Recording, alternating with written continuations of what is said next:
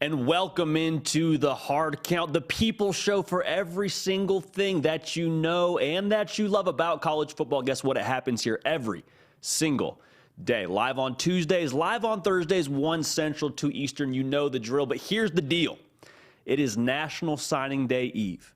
That means a lot of the future prospects of college football, the guys that are going to be holding the Heisman Trophy here in the very near future, are about to put pen to paper.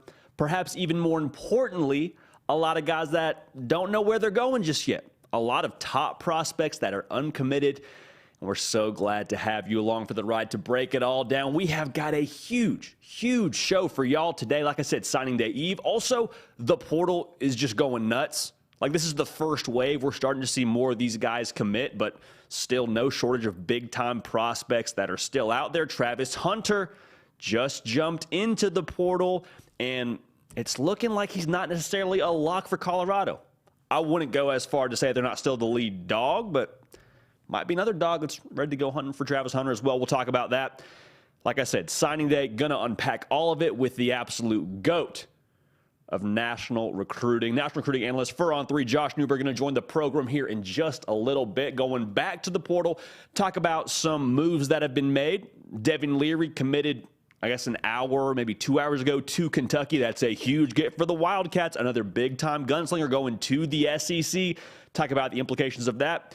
Another gunslinger that could be headed for the SEC, Grayson McCall. There has been strong conversation, strong reports about Florida, the Gators, Mr. Scared Money Don't Make Money, Billy Napier being a serious player in his recruitment. Also going to get into a little bit about what is known about what's going on with him in Auburn, as that was a player for a period of time as well. Going to talk about that. Then Ajani Cornelius is set to make his commitment on National Signing Day, and he's a name that you've probably heard of in the last 2-ish weeks or so, because he is an absolute dude from Rhode Island, the number 3 player in the transfer portal for us here at On 3. Someone's going to get a dog.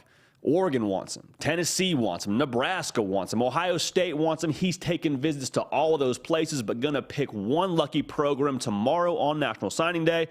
So there's a lot to break down. We're not going to waste too much time. If you're not yet following us here on the On 3 YouTube channel, if you haven't yet subscribed, we'd love to have you at the party, man. Transfer portal season, turning up the heat. It's National Signing Day Eve. There is no time to be wasted looking for other platforms to spend your National Signing Day. We got you covered right here. So make sure you're locked in. Got the bell notification so you know when we go live. This is so awesome. This is why we love college football, man.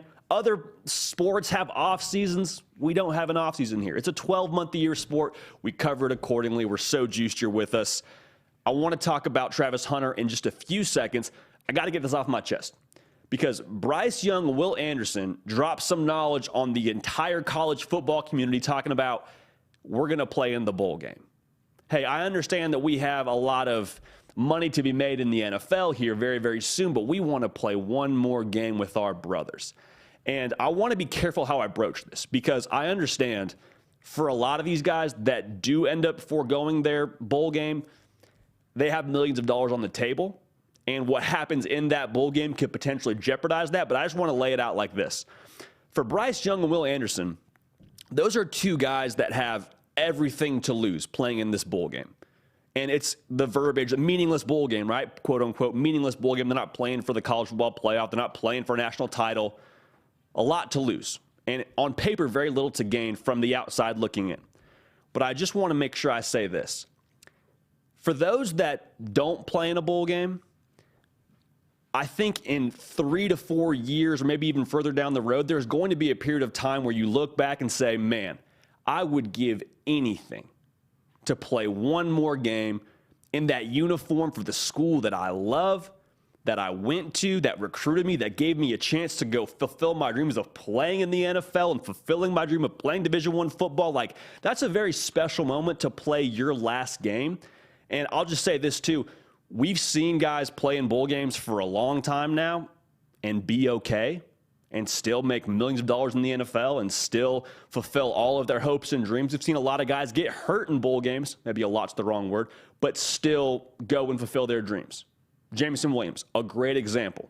Tore his ACL in the national title game. Breaks your heart. You never want to have that happen to anybody on a football field. Was still a top 10 pick. So far be it from me to judge anybody who decides they don't want to play in the bowl game or they want to forego it. But I just want to make sure we highlight this because I think this is a tremendous story. And, I mean, roll party to Bryce Young and Will Anderson for deciding they do want to play their last collegiate game for Nick Saban. It's going to be a blast to watch. Can't wait. Can't wait to watch that one. All right. A story that's been broken, a story that we got to talk about. It's going to continue to develop over the course of the coming weeks, it sounds like. Travis Hunter has decided he will not be playing his college football next season at Jackson State. Now, Chad Simmons put out an intel article on on3.com, so if you haven't yet gone and checked that out, would encourage you to do so. But he's got the scoop. Gave us some of the early leaders, and those would be obviously Colorado being in the mix. Travis Hunter has acknowledged that. Georgia, the home state school for Travis Hunter. Sounds like they're one of the leaders in the clubhouse, as well as Miami being in the mix, USC being in the mix. And then as of a few hours ago, Chad mentioned that folks from Ole Miss are working to be considered. So there's a lot of pieces to go in with this. Let's just kind of break it all down, school by school, tell you what we think about this, tell you about the angle that we would imagine Travis Hunter is evaluating these schools at, and we'll just kind of keep this thing rolling. It's going to be something that develops more and more as we get visits on the books for him, but keep an eye on this. Make sure you're subscribed so we can have this consistent dialogue and this conversation as we go live consistently on a bi-weekly basis. That means twice a week for those of you keeping track at home. But first and foremost, Colorado has to be the leader in the clubhouse. You know it. I know it. At the end of the day, college football recruiting, there's a lot that goes into it. NIL has now been mixed in as well. We'll talk about that. But for Colorado, they have the relational side of things, right? Travis Hunter committed to Jackson State, I'm sure because he liked Jackson State, but Deion Sanders was why he went to Jackson State and ultimately why he's leaving Jackson State. And we have seen in the portal era, people follow people. Players follow coaches. So Deion Sanders going to Colorado, it would make all the sense in the world for him to stick with the man who has the roadmap to get where Travis Hunter wants to go. Deion Sanders, one of the best ever to play the game, especially at Travis Hunter's position at corner. It would make a lot of sense for him to follow him there.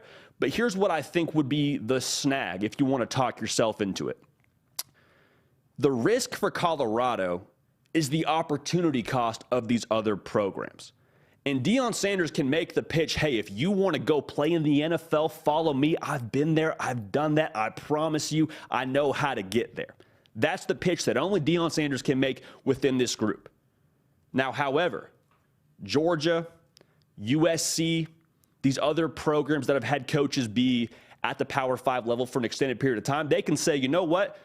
We actually have put guys into that position. Georgia can say we had 5 guys in last year's draft on the defensive side of the ball alone go in the first round. So, yeah, we have a resume. We have proof of concept. Come play for us. Go through our development and be in good shape. So you don't necessarily risk at Colorado not being able to do that, but you do risk missing out on what development could have been achieved at different programs, Georgia being the one that we're going to talk about next. Really quickly, though, if you haven't subscribed to the On3 YouTube channel, love to have you at the party. Portal season, turning up the heat. National Signing Day, turning up the heat. Make sure you're locked in. Also, follow me on the socials at J.D. PicKell on Twitter and on Instagram. Like I was just alluding to, for Georgia, the key selling point has to be development. And we talked to Chad Simmons, director of recruiting here for On3, and he told us that's kind of the big piece right now for Travis Hunter in terms of what he's looking for next. Yes, he's only going to be a sophomore in college, but he knows the deal. Everybody recruiting Travis Hunter knows the deal. College is going to be special for him. Expect him to continue to have a great career at the college level, but he's trying to go to the NFL and trying to be a star. And so for Georgia, that's the name of the game. That's what they do well. 15 guys in last year's draft alone. That's a record. It's a record for guys being drafted. Like I said, 5 guys on the defensive side alone in the first round. There's only 32 picks around, folks. That's ridiculous. It's ridiculous. So for Travis Hunter, if I'm Kirby Smart, I just say, you know what? If you want to come here and go achieve all your goals, that's what we're pitching here for you, brother. We're not going to promise anything besides we're going to develop you to the absolute best player you can be. And if that turns out to be NFL superstar, then that's on you. But we're going to do everything on our end to allow you to get to where you want to be. I also think it's worth mentioning, they're the home state school, Travis Hunter being from the state of Georgia. After his freshman year, to now be transferring, from my own experience, whenever you see a kid transfer after his freshman year, at least one of the options, 9 times out of 10, in that top school list is going back home, being back around family, being back around what's familiar, being back around your friends. Like, that's a very real thing. And honestly, the idea of having, more comfortable surroundings at your new school that will already be an adjustment, that plays a factor. So keep an eye on Georgia and this whole thing. If development truly is the name of the game, I think Georgia's going to be the team to beat. Don't have any insight, don't have any inside info, but that's just my feel on it. If development is truly king here, then I think Georgia's in really good position. Now, changing gears here, if NIL is one of the key factors, then keep an eye on Miami. It's no secret, Miami is always a player when it comes to the NIL landscape. And also Mario Cristobal, you just can never count him out. I mean, when it comes to the recruiting trail, he is a dog. Recruiting rankings are always changing, but at the time of us being live here on, the 20th at 2:11 p.m. Eastern, you got a top 3 recruiting class in Miami without proof of concept on the field in Coral Gables. So that just tells you they're going to go after talent, and they're really good at getting talent to come onto their team. All right, so Travis Hunter would fit there, I think, schematically as well. Kevin Steele in that defense. It's a 4-2-5 scheme. To put it simply, Travis Hunter's skills are his length and his speed. And with this 4-2-5 defense, that just allows the defensive backs to play free on the back end. They're going to try and keep it all in front of them. They're going to have freakish athletes on the back end in that secondary, Travis Hunter potentially being one of them, and they're going to let him eat. And so from a scheme perspective, it could also be a fit. Could also be something that would be appealing for young Travis Hunter if that is the way that he wants to go. So also there's the whole conversation around wide receiver versus DB. I'm just going to approach this with the thought process that he's going to be playing defensive back. Outside of Colorado, where you could see him playing both ways, I think he's playing defensive back just because of how he projects to the NFL. But, I mean, we'll see, right? We'll see how this whole thing shakes out. Next, let's talk about USC. That was another team that Chad mentioned in his Intel article. I think for them, it's the high-risk, high-reward defense. If you want to talk about how he fits, they were top 10 in the country last year in terms of takeaways. They also got gashed quite a few times in the secondary. So what that presents for Travis Hunter is at least the opportunity to showcase his skill set. They're going to leave him in man-to-man quite a bit. They're going to tell him, hey, and the ball's in the air, you go and do your best to make a play on it. Like, that goes without saying. But just the fact that it presents so much of a gambler's mindset for you on the back end also presents the opportunity to make some interceptions and pad those stats and allows you to play in phase for the defensive back. So is it a fit? We're going to get more information as his recruitment progresses. But also worth mentioning, going back to the NIL conversation for Miami and especially USC and those kind of markets, for Travis Hunter, as marketable as he is, the NIL dollars would likely be pretty appealing. Okay, so USC also a school to keep an eye on. Now, this is one other school that got thrown in the mix here as of a few hours ago, and maybe mix is even the wrong verbiage to use, but Ole Miss is working to be considered. Now, Lane Kiffin, you can never, ever count him out. Just down the road from Jackson, I'm just saying, if the hope is to stay comfortable and to play in the SEC, and I don't know that it is, but you would imagine there's something there with that, Ole Miss could allow you to kind of keep a lot of the same friends and similar social life and play in the SEC. So Colorado, Georgia, Miami, USC, Ole Miss, all at this point in time in the mix for Travis Hunter. Chad Simmons says it's Georgia and Colorado, the two leaders in the clubhouse. That could change. We'll keep an eye on it as it develops. Make sure you're locked into the On3 YouTube channel. We're not going to lead you astray. Everybody talking about, well, this is just clickbait. The Colorado is the far and away the favorite. Listen, the intel is what it is. Colorado might be the favorite, but to say it's a lock, not the case. Not the case at all. Should be a whole lot of fun to track that, though, because whoever does get Travis Hunter is getting an absolute program changer that will play on day one. future NFL star is Travis Hunter. All right, got a lot to talk about. National Signing Day is just hours away. Pen is meeting paper here very, very soon for the future of college football. And to break it all down, the man, the myth, the legend, national recruiting analyst for us here at On3, does phenomenal work on the Inside Scoop, Josh Newberg, joining the program. Josh, how we doing, my guy? Pen meeting paper here very, very soon. We're clocked in and locked in over here, JD. Always clocked in and locked in. Are you sleeping?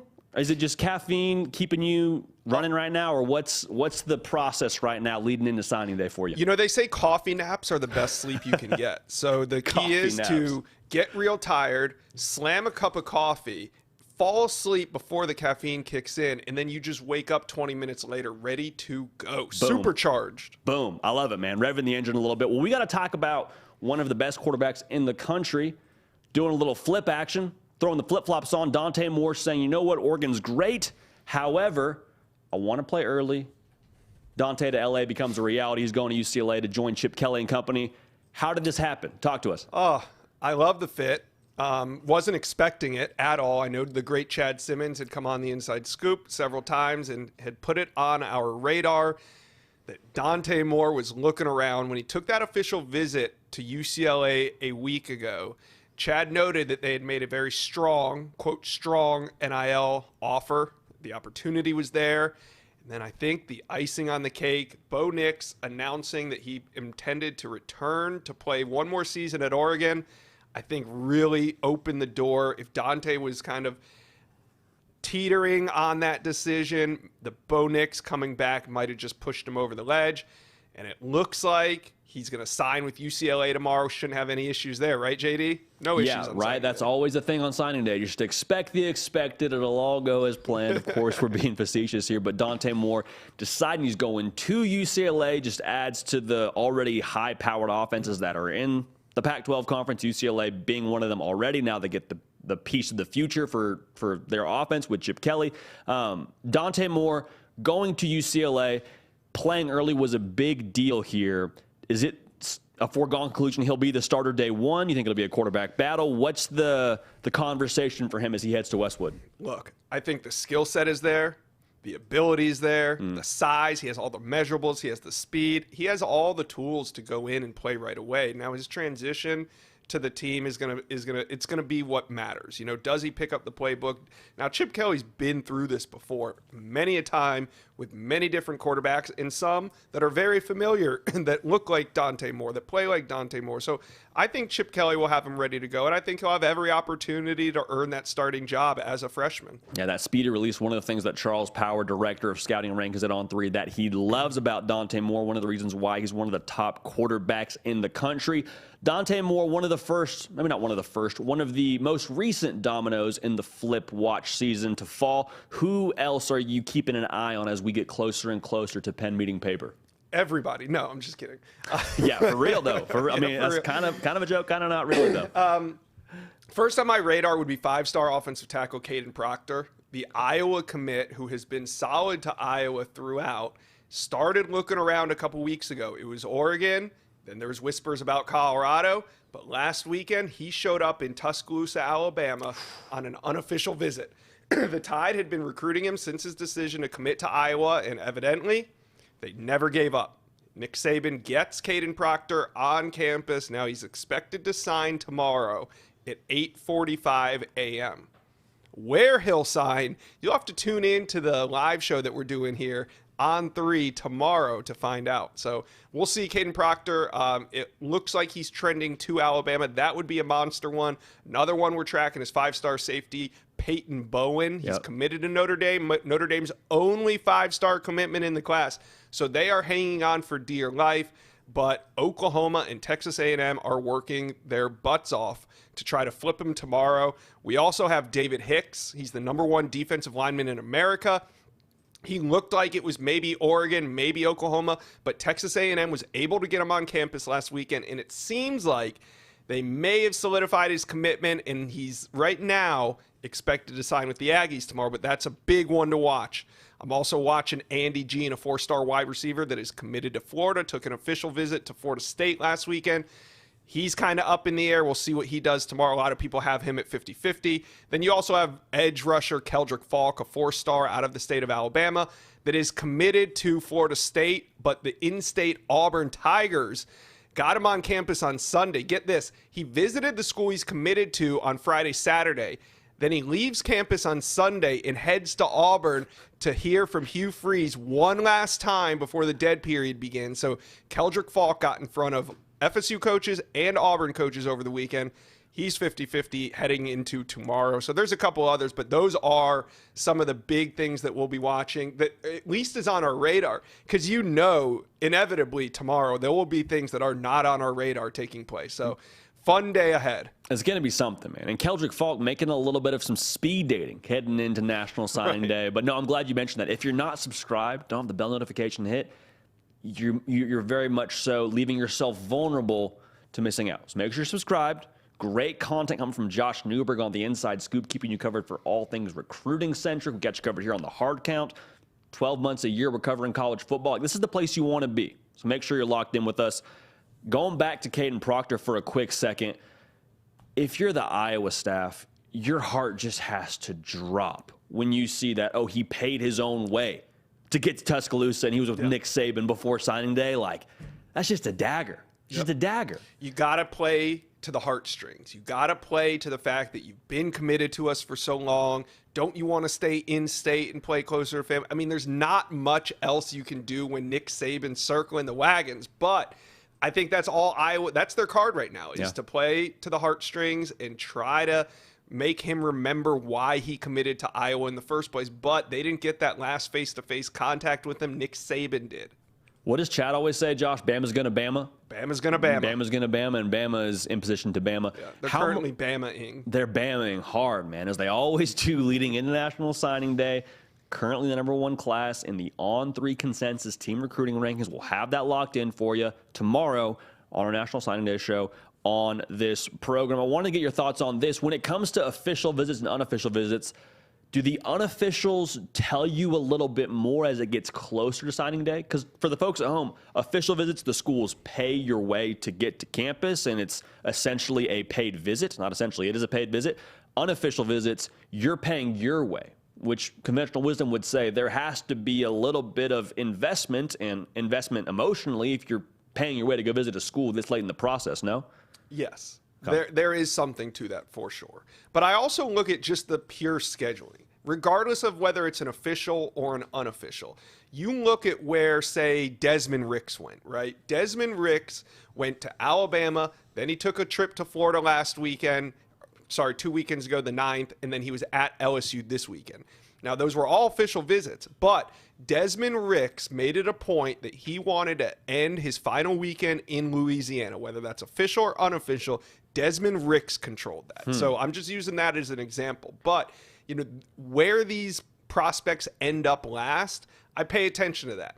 Now, if it is an unofficial visit and it's a place like, say, they used their one unofficial to that school during the summer, and now they're going to use their own money to pay for one more last trip, I would look into that as a very good sign for the team that's, got them on campus. But ultimately, I really just think it comes down to scheduling, and if you follow the visits long enough, it'll usually lead you right to the source. Make sure you're following Josh Newberg. If you don't want to follow the visits as closely as maybe he does, it's not going to steer you astray. Josh, who are some big fish that are still out there? We've talked about this a lot leading into signing day, but who's still uncommitted that we're keeping a close eye on that could be swing guys for some of these classes? Well, I just mentioned Desmond Ricks. He's a 5-star corner at IMG Academy, a really thrilling kind of way that he made it here. He started the season as a class of 2024 prospect. About 2 months ago, he reclassified to 23, and he's going to sign tomorrow. So talk about a whirlwind recruitment there. You got Quay Rousseau and James Smith, 2 teammates out of Carver High School in Alabama, 2 5-star teammates, not just any teammates, but 2 5-stars on the same team at Carver High School. They're going to make their decision tomorrow. They're uncommitted, and I expect them to stay in state. Now, I know the Gators have been pushing hard, but I think this comes down to Alabama and Auburn.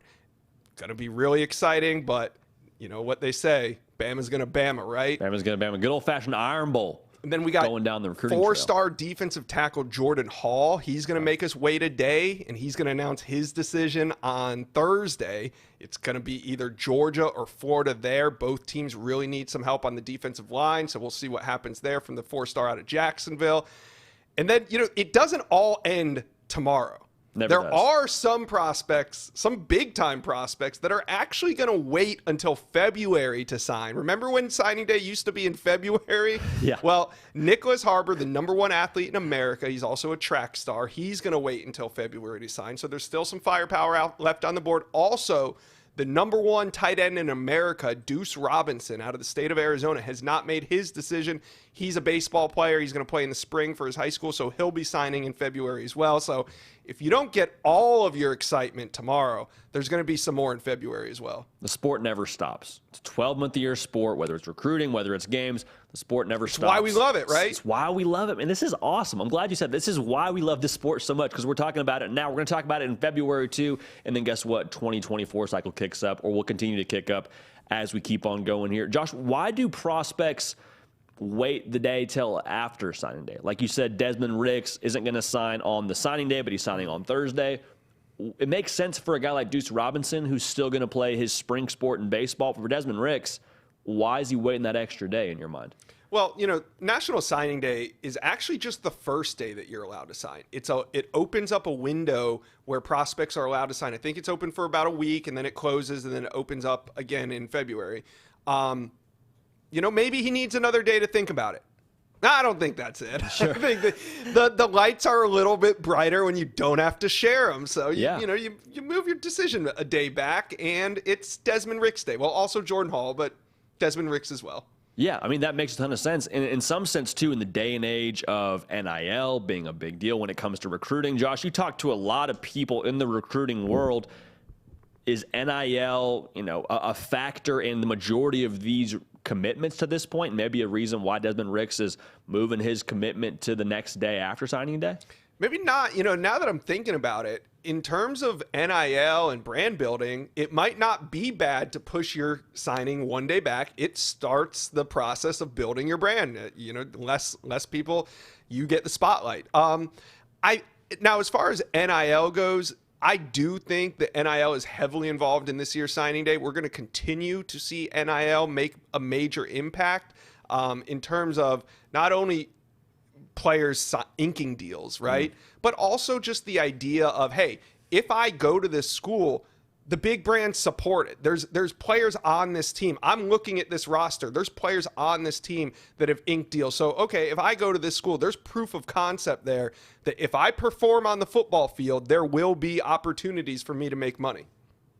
It's kind of the day and age of how much can I make if I come to your school? Not kind of, it very much is. And I think you hit it on the head saying we're going to start seeing more and more data on that as the years go on. But this is kind of, let's be real. This is kind of the guinea pig class in some sense. Because July 2021 was when it became a reality. And now we've got more collectives with their ducks in a row. And I don't know. The whole thing is going to be fascinating when we look back in 5 to 10 years and kind of examine how NIL has grown and will continue to develop over the coming years. Josh, I'll send you out of here with this.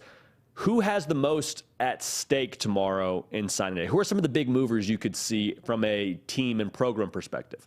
Well, Miami's been on the march, I should say. They started about 7 days ago in the 8 spot. We woke up this morning, they're in the 3 spot. So Miami is already on the move. I think if they can finish right there at number 3, that would be a heck of a class considering they did not make a bowl game this year.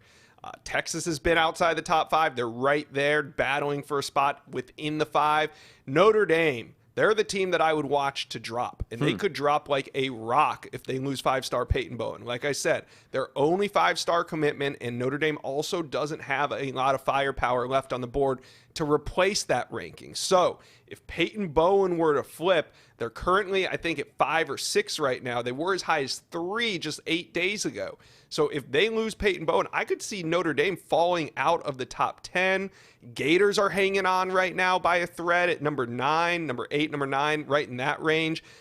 So there's going to be some movement. I think 1 and 2 are pretty solidified with Alabama and Georgia. If Georgia was able to do something and pull a Damon Wilson, a Jordan Hall, and I don't know if the numbers are there for Georgia to overtake Alabama right now, but there is going to be a lot of movement on National Signing Day. Yeah, I mean, even if the Dogs finish at number 2, not a bad class for Kirby and the Dogs to be able to be in that top 3 yet again as they consistently just stack class upon class upon class, and then Bama hitting, and then they're at 1. So it'll be fun to watch, though. But, Josh, you and me tomorrow on this desk, clocked in and locked in, caffeine levels through the roof. It's going to be a good time, man. I'm fired up. I can't wait for it, JD. Awesome. I'll see you tomorrow. Appreciate you, brother. Again, Josh Newberg. If you haven't yet subscribed to the channel, maybe you don't love the hard count. That's fun. Doesn't hurt my feelings because the Inside Scoop is also on this channel. And Josh Newberg does a phenomenal job on that show. Also follow him on Twitter. All the scoop, all the intel. Josh Newberg's got you covered. And National Signing Day, just hours away. It's coming. It's going to be here before we know it. Make sure you're subscribed because we have some live content coming for you. Quick, fast, in a hurry. Going to be a real good time. If you have not yet subscribed to this program, though, we'd love to have you. Love to have you at the party. A lot going on. We're getting into bowl game season, and that's great. You know me. I love bowl games. I'm a bowl game junkie. I'm watching the Meineke Car Bowl, whatever it's called. I mean, I'm watching all the bowl games. Love it. But transfer portal is heating up. Recruiting season heating up. A lot to get into. The sport never stops, and we love it so much. One thing that has continued to propel this sport into year-round material, the transfer portal, is continuing to bring the juice week in and week out.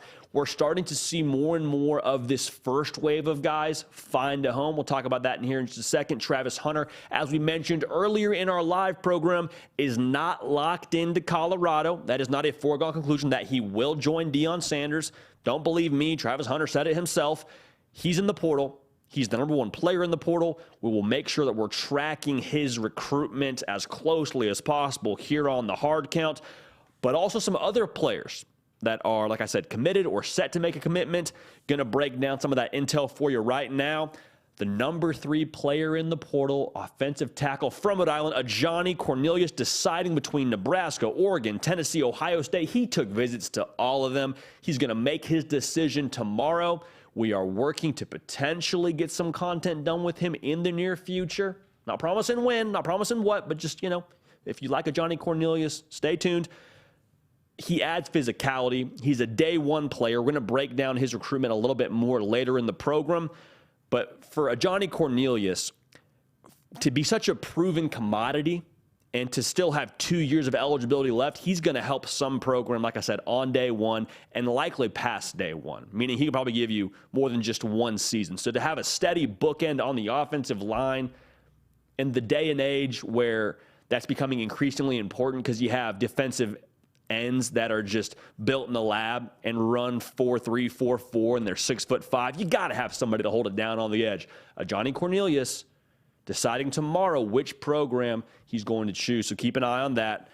We'll talk about the fits a little bit later in this program. Fentrell Cypress, fresh off an official visit to Florida State. The RPM at the time of us being live is still leaning towards Ohio State. That would be a huge get for Ryan Day and the Buckeyes to be able to add that to their secondary, a guy who was all ACC. He is a top 3 player in the portal right now. He has locked it down on that side of the field. I think he only allowed 18 receptions on the year. We've talked about him before on here. We're going to continue to talk about him leading up to his commitment. I wouldn't count out Florida State by any stretch of the imagination. I'm just telling you what the RPM says, okay? Fentrell Cypress also has been on record saying he could see himself adding to the DBU legacy in Tallahassee. So is it a lock for Ohio State? Probably not, but those are kind of the 2 leaders in the clubhouse right now, Florida State and Ohio State, with the RPM leaning towards the Buckeyes. If you're not subscribed, we'd love to have you at the party. College football is a 12-month-a-year sport. We cover it accordingly. So make sure you're locked in. Make sure you're subscribed. The hard count, 365, 24 hours a day, 7 days a week. We got you. All right, so make sure you're locked in. Also, follow me on Twitter and Instagram at J.D. PicKell. A lot of interaction over there we can incorporate into this program. People show. Roll party roll.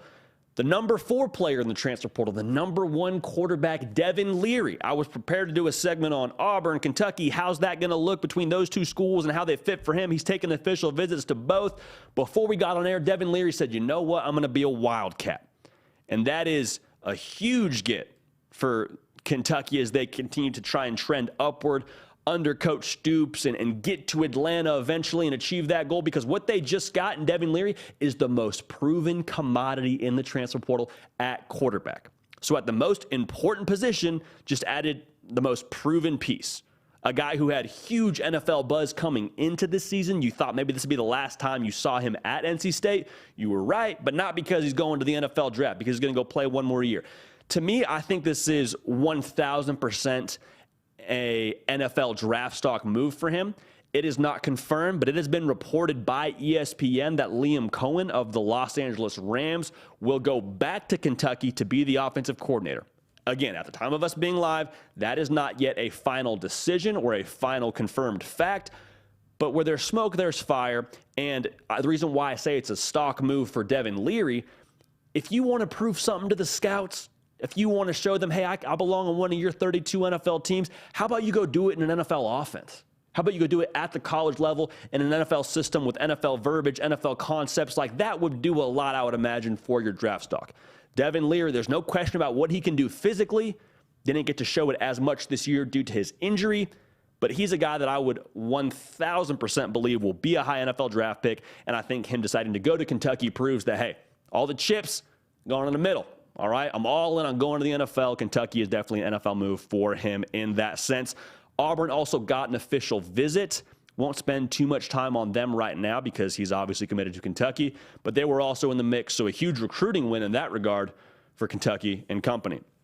Dorian Singer, wide receiver from Arizona, he committed to USC. Now, he was the number 11 player in the transfer portal, according to us here at On 3. Dude's a stick of dynamite. All right, 16.7 yards of reception, 6 touchdowns, 66 receptions, 1,100 yards receiving last year. He did it all for the Wildcats. Okay, so what this essentially is for Lincoln Riley is just another weapon for that offense. Caleb Williams got the Heisman Trophy in his living room right now. He gets another receiver, and that's going to be a stick of dynamite. It's going to make up for some of the production that you're going to lose with Jordan Addison. So this is a big get for them. A guy who is a home run threat consistently, another proven commodity. You just plug and play with how much they want to stretch the field vertically. Just another weapon. And Dorian Singer, a guy who will benefit from how they get down in LA in that system. So a very, very big get for the Trojans there. The rich get richer, to keep it a buck with you. Now, Jeff Sims made news when he committed to Nebraska. Took an official visit there, I believe it was 2 weeks ago. Nebraska also had taken an official visit for Malik Hornsby, another dual-threat quarterback from Arkansas. Here's the thing with Jeff Sims. 6'4", 219, 30 touchdowns, 23 interceptions. You say, it's a little bit of an ugly stat. Okay, that's fine. 20-plus games of experience under his belt. And he's a guy that has 3 years to play too. So what that means is essentially, if Casey Thompson ends up winning the job for you at Nebraska, no worries. Hey, no sweat. Throw a red shirt on. You're good to go. You got 2 more years to play. So that's the benefit there with Jeff Sims. But the verbiage that comes to mind when you talk about him as a player is tools. And the reason why that's important, guess what you can't teach? Physical, God-gifted ability. Jeff Sims is like Uncle Rico. Throw the football over that there mountains, right? Dude has a bazooka for an arm. You can't teach that. I don't care who your quarterback coach is. I don't care what you do in the weight room. That is something you are born with. Now, the reason why that's important, you still have to harness that. And looking at the numbers at Georgia Tech, didn't necessarily harness it super effectively. Now, do you blame Jeff Sims? Do you blame Georgia Tech? The beauty of it is we're going to get to see. If he doesn't succeed at Nebraska, then you say, all right, the common denominator is you, Jeff Sims. If he does blow it out of the water, then you look back at Georgia Tech and say, hey, sorry, it wasn't a fit. Shake hands, walk away. Bottom line, I think this is a very high ceiling get for Nebraska.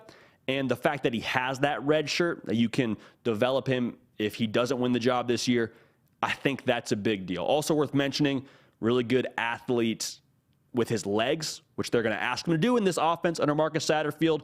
Over 1,000 yards rushing on the career, 11 touchdowns. Like, dude's got some wiggle, so he can hurt you through the air and on the ground, but a big-time get for them. Very sneaky get. 18th best quarterback in the portal, according to us here at On 3, but I think that's something we got to keep an eye on because Casey Thompson is not going to, according to his dad, play in spring football. We're ready to go for summer, so that quarterback battle will be decided, it would seem, in fall camp, where Jeff Sims will have gotten a whole spring under his belt, taken a lot of reps with no Casey Thompson. So the plot thickens for Matt Rule and company in Lincoln, Nebraska.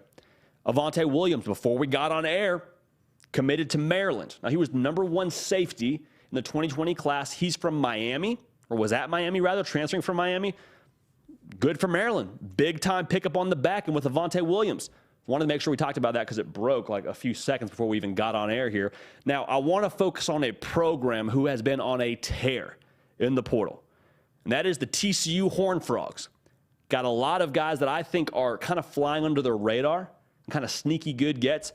JoJo Earl, who we told you the last time we had this segment, there was a lot of buzz around TCU, so not a huge surprise to us here. Was reasonably productive at Alabama. They had high hopes for him. He's from the state of Texas, not too far from the campus is where he played his high school ball. So JoJo Earl, tons of ability, great in the slot, big-time get. Jack Besh is a guy who played receiver at LSU, is a big-time target, and he really flashed on my radar in the LSU spring game because he had 2 touchdowns, and he was just a jump ball machine. Big body, big target, and what this sums up to me is that receiver room, they'll lose Quentin Johnston likely next year to the NFL. Sonny Dykes in that offense, I don't think they're going to lose a step at receiver. Both those guys can play. Both those guys are coming from the highest level of college football in the SEC, so keep an eye on that. Tommy Brockmeyer, another guy transferring from Alabama, offensive tackle, the number 13 offensive tackle in the transfer portal. So TCU, I know they're in the playoff. I know they just played for a Big 12 conference title, and they've got a lot on their plate here with having to go play Michigan in the Fiesta Bowl in a very, very short amount of time, but they are still on offense in the portal, as is Michigan, which we'll talk about here in a little bit, probably another show for another time. But TCU making sure they're continuing to acquire weapons and fill positions that will be needs come spring ball with who they're going to lose. So they're cleaning house right now in Fort Worth. Big time. Very, very big time. Excited to see how this transfer portal continues to play out. I promise you, we're going to have you covered. Travis Hunter is in the portal. We're going to make sure that you're locked in, that you're loaded for all that is to come with that. All right? So make sure you stay tuned. Grayson McCall, quarterback from Coastal Carolina, going to play in the bowl game. All right? So we're going to see him one more time in that teal uniform. He is in the portal with 2 years of eligibility. And there has been a lot of reports swirling that Florida, the Gators, Billy Napier, Mr. Scare Money Don't Make Money, they're a real contender right now in the Grayson McCall sweepstakes. Worth noting that we did a segment about this with Grayson McCall in Auburn, and I think there's still some smoke there. He was going to take a visit to Auburn. That hit, quote-unquote, an academic snag. I wish I could illuminate you on what that means. I don't know what it means. I'd be guessing if I tried to elaborate, so I'm not going to, but the verbiage academic snag is what caused him to not end up visiting Auburn. I'll leave it at that. Why Grayson McCall would be a huge get for Florida, there's a couple reasons that go into this. I think most of them are conceptual because the dude's a player. Okay, so we're not going to talk too much about what he brings to the table as a player because 78 touchdowns, 8 interceptions, 70% completion percentage on the year. That's stupid. The dude can ball. All right, does he have all the physical tools that a 5-star quarterback out of high school would have? Coming out of high school, obviously he didn't because he was a 2-star. But the dude has developed, done very well in his system, and proven that he deserves a chance to play football at the highest level. So I think this would be a big get for Florida. But going back to what I said about the conceptual piece to it, I think this would just be important for Florida as an offense because what they have on the offensive side, roster-wise, is pieces. And I say pieces, and I look right back to that backfield. Montrell Johnson and Trevor Etienne are absolute dogs. 2 of the best young backs in the country, averaging right around 5.5, 6 yards a carry. They can ball. And so when you have 2 backs like that that can run in all caps, you better have something to offset your run game. You better have a quarterback that can make a play off of play action or can, work the quick game and keep a defense honest. Because if you don't, and you're a one-trick pony as an offense, and all you can do is hand it to Etienne, hand it to Montrell Johnson, student body left, student body right, that's cool. I bet you still make a bowl game. Like, that's fine, but you're not going to reach your potential as a program. Because guess what teams are going to do? Stack the box. When I know you're just giving it to number 2 and number 7, I'm not respecting the pass game because you have nothing else to do off of it. So Grayson McCall being able to be a plug and play into that system presents that threat. You don't need him to be Superman. You don't need him to win the Heisman Trophy for you, but just to be able to keep a defense honest and allow you to cash in on what your offense already does well in that backfield, I think could play really well for Florida. Okay, so Grayson McCall, like I said, a baller, but for what he presents game plan wise and what it would allow you to accentuate in your skills as an offense and as a program, that would be huge. If you haven't yet subscribed to the On3 YouTube channel, no time like the present. We'd love to have you at the party. Transfer portal season, turning up the heat. Want to make sure you're locked in. Hit the bell if you want to. Hit the bell, we encourage you to. We go live on Tuesday and Thursday, 1 Central, 2 Eastern. So come join us, have a good time. We'll hit the live chat in a little bit. It'll be a real good deal. The momentum I think this could present for Florida is something that I don't know we're paying enough attention to in Grayson McCall's recruitment and just Florida as a whole and trying to get the right quarterback. Think about it this way. Let's say you land Grayson McCall. Well, one that attracts talent because you view Florida in a totally different light if you're a skill player. If I'm a receiver, and no disrespect to who they have on the roster right now, I'm probably not super optimistic or excited about playing on that offense because I don't know how much I'm going to see the football. Now, you had a guy like Grayson McCall, who's one of the better quarterbacks in the transfer portal. I'm thinking, okay, they might open it up a little bit. I might be able to fit a little bit more in how they're going to throw the football and things of that nature. So you attract more talent. Also, who's to say you don't have a better shot at re-recruiting Ricky Pearsall, a guy who, at the time of us being live, will have a chance to go make some big money in the NFL. And if I'm Ricky Pearsall, I don't want to stick around for this ground and pound offense. I don't want to stick around if I don't feel 100% confident that you have a cat in that quarterback room that can throw me the rock consistently and help me get more money in the NFL. I don't want to waste my time. I don't want to do that. But if you get Grayson McCall, I think the odds for keeping him on your roster go up just a little bit. So that's the first piece. But think about it this way. You're just in better position to win as a program. To go back to the first point that I already made about helping your roster have just more staying power and being able to capitalize on what you have in that backfield, that's enormous. So you're in better position to win. Well, guess what? More wins, what does that equate to? More juice on the recruiting trail. More juice on the recruiting trail means you have a better chance at landing big-time players. More big-time players equals a better roster. I should say this. At the time of us being live, they have a top 10 class according to the On3 consensus team recruiting rankings. So that's a big deal. But if you're able to show more proof of concept, have a better roster, well, then you have a better chance to win more games and the whole cycle continues. And that's how you become an elite program. So Grayson McCall is a big momentum piece in terms of getting the right people in Gainesville. And we've all seen the team picture, right? We love to put it on social media and make jokes about it and quote tweet it. That's cool, but Billy Napier's not playing around. He's bringing the right talent to Florida one way or another by nature of all those blue polos you saw in the team photo. But Grayson McCall, I think, would be a catalyst in making that happen and help proof of concept. So here's the other thing, and I want to close with this in terms of this segment. It buys more time for your talented quarterback room. Jaden Rashada is going to put pen to paper on National Signing Day. Probably by the time you see this, he's put pen to paper. And he has some high expectations coming to Gainesville. I mean, he's rated as highly as he is across the country for a reason. A lot of tools, a lot of ability. But to ask him to step in and play day one, if Jack Miller doesn't end up being your guy, there is such a thing as playing too early.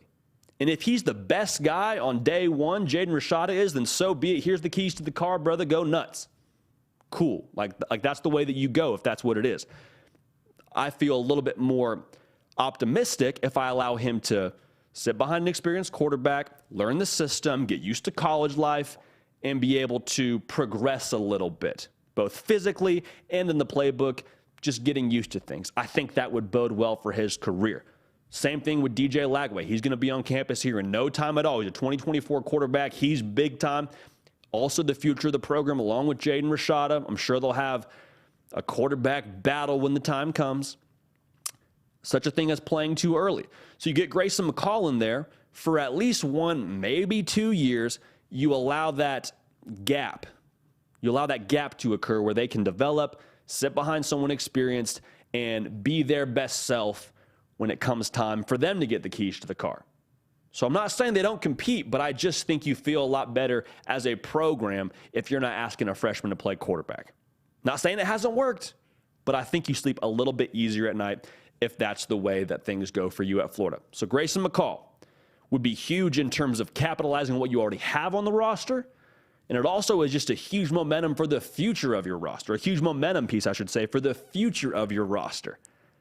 People want to play for winning programs. And Grayson McCall, if he can equate to more wins, it's going to only help the roster and the talent acquisition for the future at Florida. And it allows your young quarterback room, that is soon to be, a little more time to develop and find their footing at the college level. So Grayson McCall in Florida, nothing concrete yet, but keep an eye on this one because I think this is going to be a very big acquisition if the Gators are able to land Coastal Carolina's quarterback. Another guy who's playing in a bowl game. I'm not going to go back on my soapbox, but another guy that says, I want to play another bowl game, even though he has a chance to hit the portal and lift some weights and recover from the long season, wants to play one more game with his brothers. I don't know. I respect it. Nothing against anybody who doesn't want to or who decides to forego it, but I love that Grayson McCall is playing in the bowl game. All right. If you have not yet subscribed, would love to have you. If you have not yet jumped in the live chat, you know how we get down around here. We end every single program going to the live chat, hearing from the party section, answering your questions. The man, the myth, the legend, the keeper of the queue, Nick Britt, going to join us here very, very shortly. So make sure you're locked in. Make sure you got your question in. It's kind of first come, first serve is how we do things. If you're listening on podcast, would love if you have join us live on YouTube here in the near future. Live on Tuesday, live on Thursday, 1 Central, 2 Eastern. We have a good time, roll party. But also, if you want to listen to this back in the future, we're on Spotify, we're on Apple, wherever you get your podcasts, so you can find the hard count. All right. Now, the number 3 player in the transfer portal is Ajani Cornelius, offensive tackle from Rhode Island. He is set to decide where he's going to play the future of his college career on National Signing Day. He's taken official visits to, in this order, Nebraska, Oregon, Tennessee, and Ohio State. He's 6'4", 315. He's got 3 years to play 2. Here's the deal. He's going to be a day one player for you. I'm just going to say that right now. He's going to play for you as soon as he gets on campus. Hit the portal, and a lot of people didn't really know who he was. I don't think he had too many stars next to his name coming out of high school. Some of that might be by nature of where he went to high school in the state of New York. Not to knock the state of New York, just not a place that a lot of these scouts look super closely at, but he got in the portal and he blew up, okay? Over 20 offers in like 2 days. So he's a hot commodity. As I already said, the number 3 player in the entire transfer portal. So someone's going to get a dog in Ajani Cornelius. Here's what you get in him. He's a really good athlete, very twitchy. They like the way that he has a quick strike, which is crucial for the offensive line position, especially at tackle, where you're dealing with just absolute freak shows coming off the edge and bringing the club and rip. You know, that's what they do with the hands, club and rip. He's going to be able to have some physicality up against that. So bottom line, in today's modern college football, you need guys like Ajani Cornelius. So he's going to make somebody very, very happy. Held Jared Verse to 0 sacks when they had a matchup against each other when Jared Verse was at Albany. Jared Verse obviously made a lot of noise nationally at Florida State after he hit the portal. Also had a really strong showing this year against Pitt and their defensive line. They had 45 sacks on the year, led the country, did Pitt. Ajani Cornelius showed up, balled out, put a resume on tape, and now has quite a few options. So starting with Nebraska, why is it important for them to get Ajani Cornelius? Well, first and foremost, they weren't great on the offensive line last year. Not to knock the Cornhuskers, they had a 9% sack rate, meaning out of all the snaps they took, 9% of those ended in a sack. It's good for 101st in the country. Matt Rule is there to reinstill this tough brand of football, to get Nebraska back to being the old Nebraska, being that blue-collar operation. We're going to hit you in the mouth. That starts on the line of scrimmage. Adding Ajani Cornelius would help intensify that. in my mind. So a very, very big deal for them to get him on campus, if for no other reason to shore up what they do in the pass game and help them out there. If you're not subscribed, would love to have you at the party. This is your place 12 months out of the year for everything that you know that you love about college football. We got you locked in. Also, follow me on Twitter and on Instagram at J.D. PicKell. The DMs are always open. The mentions are always open. Want to hear from y'all. I'm going to give you my opinion, but I want to hear from you, and that's a great medium for us to do that. All right? Oregon is another program that got an official visit from Ajani Cornelius, and Dan Lanning is building, in my mind, an SEC kind of program out there in Eugene. Excuse me, SEC-style program with a U, because he also subscribes to that kind of logic when it comes to building his team. It starts in the trenches. I mean, you look at these teams that play big games in January or late December or have meaningful games the last week of the season in November. It starts in the trenches. All those teams are tough. And so for Dan Lanning, they got Bo Nix coming back. You want to be able to protect him as effectively as possible and tee him up for success as much as possible. Adding Ajani Cornelius doesn't, solve all your problems that you could potentially have. I'm not saying they got problems with the offensive line. I'm just saying you get better adding Ajani Cornelius to that offensive line. It's not a solve for everything, but like I said, it's a huge deal in today's era of college football. So that's a big part. Tennessee is a school that would love to have Ajani Cornelius, and this may be, I think, one of the most important gets for Tennessee. Not that if they don't get him, they're in trouble or something like that, but they're going to break in a new quarterback next season. Hendon Hooker, and the legend that he is, he's gone to the NFL.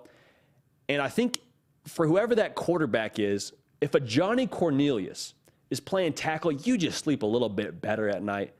Whether it's Nico Iamaleava or it's Joe Milton, they're both going to be, in a new position, to say the least. Joe Milton's played some quarterback before at the collegiate level, before transferring to Tennessee, played well in the game against Vanderbilt, but it makes your life a whole lot easier when you can take a 3-step drop, 3 and a hitch, and know that your blind side is taken care of. Allows you to process the defense a little more comfortably, and just is one less thing to worry about at the quarterback position. So for whoever that new quarterback is, I think that's going to be crucial to have that side of the line at least taken care of. Ajani Cornelius would, in every sense of the word, do that.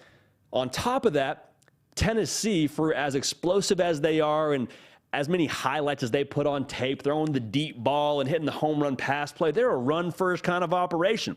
Right around 54% of the time, they are pounding the rock. So you add Ajani Cornelius, according to Pro Football Focus, a top 3 run blocker last year at the FCS level.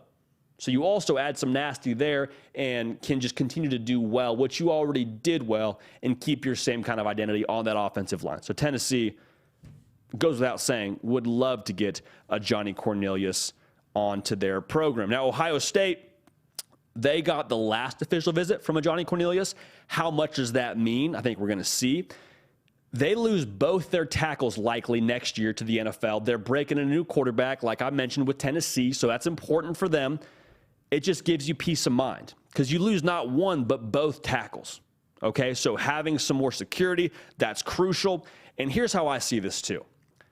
For Ohio State, and this is why we love college football, man, the main thing is always going to be the main thing for them, and that's beating Michigan. And for them to beat Michigan, I think you need to build like Michigan. I think you need to build the trenches strong and nasty and powerful and pack it full of guys like Ajani Cornelius. Now, that's not to say that the Ohio State offensive line, in any sense of the word, is lackluster. Okay, I'm not saying that they're just out there rolling around with just some JV level guys. Of course, that's not the case. But I'm saying to beat Michigan, the trenches need to be solidified. Maybe you look more on the defensive side than the offensive side, but I'm just going to say you got to have a set. You got to have the offensive and defensive line rocked and ready to roll to beat whoever it is across from you, starting with Michigan, which is number 1 on the checklist for them. All right? So that's the schools for him. We're going to break it all down when his commitment happens tomorrow, but make sure you're locked in here. Whether it's Nebraska, Oregon, Tennessee, Ohio State, they all need him. They all need him for different reasons. But in today's era of college football, you got to have somebody to lock it down on the edge because you got some absolute just Teenage Mutant Ninja Turtles coming off the edge with what today's defensive line is in college football. All right. So we'll keep an eye on that. Going to make somebody happy, man. Ajani Cornelius, absolute dog. Working to get something done with him to potentially do some content. Keep an eye on that. Can't promise anything right now, but we'll let you know as soon as we know. All right, roll party roll. Now, the best thing we do on this entire program, go into the party section. All right, so get in your question if you haven't already. We're going to make sure we answer these as efficiently and as effectively as possible. But please welcome on the man, the myth, the legend, the keeper of the queue, the heavy lifter extraordinaire, producer, Nick Brake. Nick, how we doing, brother? What's the party section saying, man? What's up, JD? First question coming from Curveball. Says, how soon before Miami is in the playoffs, JD? Whoa. Well, I'll say this. With expanding to 12, potentially sooner than a lot of people think. Mario Cristobal is building this thing from the ground up. At the time of us being live, the number 3 recruiting class in the country. Okay, so the U, I think, is making a resurgence now. They got to have some proof of concept to go with it. It's easy. I shouldn't say it's easy. It is doable to sell the future of a program even after a bad season if you're, the first-year head coach. If you put 2 or 3 bad seasons on tape, recruiting kind of tails off. Like, it's easy to sell, hey, come here, be a part of the change, get on the ground floor. That's a good deal. Come be a part of what we're building here. Great. That's cool in year 1. Year 4, it's like, hey, man, you've been 5-7 for the last 2 years. I don't know how much of this change I'm really going to be a part of. So I think it needs to happen. Sorry, to answer your question, I think it could happen as soon as, the 2020s. I don't think we're going to wait till 2030 to see this happen. I would invest stock into Miami. To the same token, though, I don't think we're going to see it in the 4-team era. I think you have to probably wait till the 12-team era to get, some return on investment there with the recruiting classes, but they're doing the right things, building it through the high school ranks, which we love. Also, there'll be a player in the portal. So keep an eye on that. But great question. Love it, Nick. Curveball, huh? Curveball. I love it. Let's go. By the way, Drago has returned, JD. Let's go. Thought I'd let you know that. Love it, Drago. Glad to have you, brother. It's great to have him back. Drico also says, who do you see finishing in the top 5 classes in 2023, JD? Gosh, okay, so we're going to have a lot of shakeup here tomorrow on National Signing Day. I will give you 3 that I feel really good about, and I'm guessing here. 1, Bama, 2, Georgia. I think we're going to see Miami finish in that 3 spot. I wouldn't be surprised if we saw Texas and Florida round out the top 5. So it's not set. I also wouldn't count out Ohio State.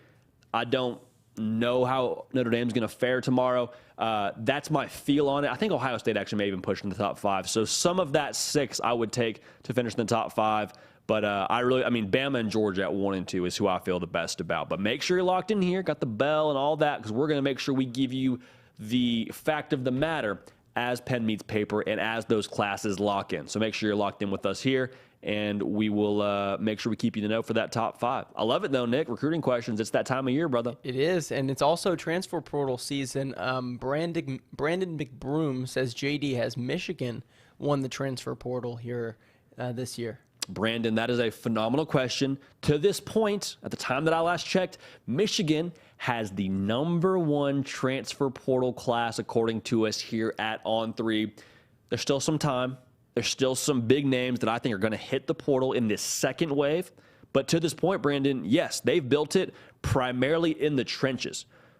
I believe it's mostly defensive linemen. I think they have a linebacker, maybe 2 in there. All that's to say, you're not seeing them go after corners, or wide receivers, or quarterbacks. They're like, no, we know who we are. We're going to beat you up. We're going to play bully ball. We're going to do it with our kind of personnel. I think that's attractive to those position groups, and they've done so very effectively in the portal right now. Drake Nugent, a guy from Stanford who's played a lot of football, they were able to get him onto the program. So the offensive line will continue to be nasty. They will continue to play their same style of football, and credit Jim Harbaugh. He is stuck to the script, and now they are advancing in the portal. But yeah, to answer your question, to this point, I would absolutely say Michigan is a winner, if not the winner, of this whole transfer portal cycle this far. Awesome, JD. Got a question from Innie Harrett. Says, how many players will flip to Colorado tomorrow? That's an awesome question. That's a great question. For those of you living under a rock, Deion Sanders has now got the keys to the program at Colorado, And he's already flipped one big-time recruit in Dylan Edwards. He was previously committed to Kansas State and then Notre Dame and now Colorado, and that is a really, really elite talent that he's getting to Boulder. How about this? I'll set an over-under. I think the over-under that's appropriate is 1.5. I would take the over. I just have a feeling that Dion, and Sam Spiegelman said it well, has an ace up his sleeve. Wouldn't be surprised if he had more than one. So I'll say 1.5, taking the over to 2 would be my guess. I know nothing. The beautiful thing is nobody knows nothing except for Deion Sanders. And it'll be theatrical, I'm sure, to say the least, when pen meets paper tomorrow. Because he did it with Jackson State. He did it with Travis Hunter, the #1 player in the country this time last year, getting him to sign with Jackson State, flipping from Florida State. We'll see what he has up his sleeve this year. But that's a great question. I love that, Nick. We're getting some great questions from the party section today, man. Yeah, absolutely. Another good one. Alec, will Kentucky be able to win 10 games next year with Devin Leary? That's an awesome question because they were close, but Yeah. Kentucky fans won't want to admit it. But Will Levis, in a lot of situations, did hold them back. So what's new now, I guess, with Leary, JD? Yeah, I mean, I think a little bit too soon to tell. We'll see what happens with the trenches because that's kind of the key factor, especially in the SEC. But the encouraging thing is you got the quarterback, right? You got Devin Leary. You have the guy to steer the ship forward. And without him, there would likely have been a pretty solid drop-off. Not confirmed yet, not a fact yet, but Liam Cohen likely going to be the offensive coordinator for Kentucky next year. So a similar style of offense, run to throw, that whole song and dance. Would I pick them to win 10 games sitting here right now? I might have to look at the schedule, to be honest with you. I am just curious to see if they're able to do the things that need to be done with the big human beings. Can you run the football consistently on 1st and 10 and pick up 3 and 4? Because I think that's kind of the thing we have wanted to see more of. And the offensive line last year just wasn't good enough to be consistent either in pass pro or at times in the run game. So they've got their work cut out for them. Today, I would lean probably no, but we'll see what they do in the transfer portal.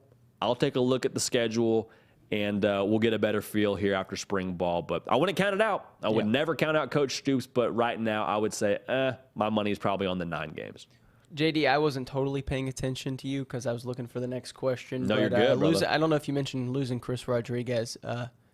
That's huge. Yeah, that's hard. That's and Cavassier Smoke, and Chris Rodriguez and Cavassier Smoke, 1-2 punch. Like, that's going to be a tall task to replace those guys. Yeah, absolutely, JD. I'm going to get one more question here before we head off.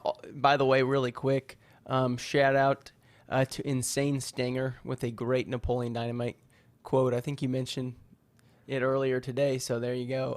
Saying that if Coach would put him in back in '94, they would have won state for sure. Would have won state title. Would have gone pro. There you go. But to wrap the show up, I think this is probably one of the better questions we've seen all season. Bruce Steele, is there going to be a second wave hitting the portal after the December signing day, JD? Bruce Steele, phenomenal question. Before we answer it, Nick, appreciate you making the show happen. Appreciate you keeping this whole party rolling.